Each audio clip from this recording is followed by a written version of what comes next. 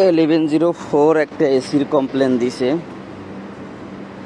দেখি কি সমস্যা হয়েছে এসিটার, এটাই দেখবো আজকে। 1104 পেয়ে গেছি। 1104 এটা খুলবো।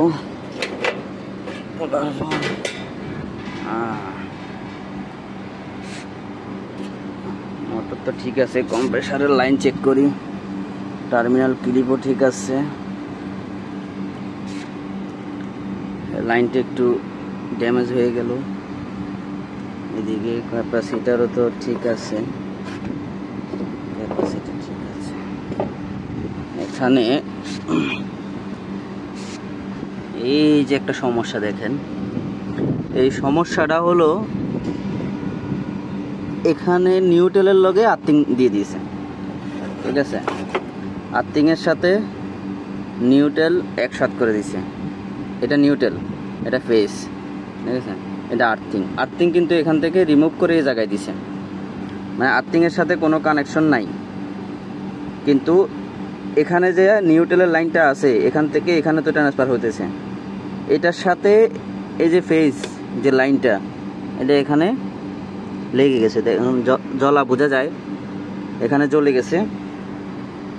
তো আমি এখন এটা লুজ করে চেঞ্জ করে দিব, ঠিক আছে। এটা চেঞ্জ করে দেব, নয়তো বা এই লাইনটা এখানেই থাকুক, আমি এটাকে চেঞ্জ করে দেব। এটা খুলবে না, কেটে দিব আমি, ঠিক আছে। এটা চেঞ্জ করে নিউট্রালের জায়গায় নিউট্রাল থাকে, মানে আর্থিংয়ের যে তারটা সেটা নিউট্রাল থেকে আমি রিমুভ করে দিছি। তাহলে এখন নিউট্রালের সাথে ফেস আর লাগবে না। আমি এখন এটাকে কেটে দিব, এটা যেহেতু পুরানা খুলতেছে না, আমি এটাকে কেটে দিব। কেটে দিছি,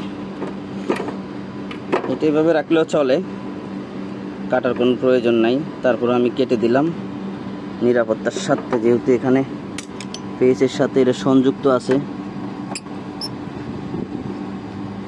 আমি ফেসটাকে আর একটু ঠিক করে দিলাম।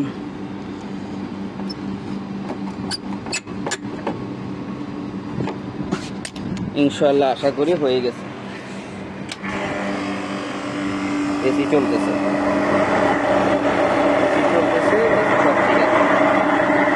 এই সামান্য 2 মিনিটের কাম, কিন্তু এটা ধরতে 10 বছর কাজ শিখতে হয়েছে। তো ধন্যবাদ।